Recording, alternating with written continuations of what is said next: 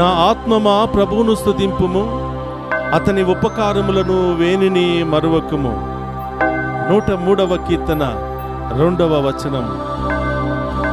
క్రీస్తునాథుని యందు ప్రియ సహోదరి సహోదరులారా, డివైన్ వాయిస్ ఐసీ ఛానల్ ప్రేక్షకులారా, 2023వ సంవత్సరమంతా మనందరినీ కాచి కాపాడిన దేవునికి కృతజ్ఞతలు తెలియచేస్తూ 2024వ సంవత్సరాన్ని గొప్ప ఆశీర్వాదకరమైనటువంటి కానుకగా ఇవ్వమని ప్రార్థిస్తూ ఉన్నాను.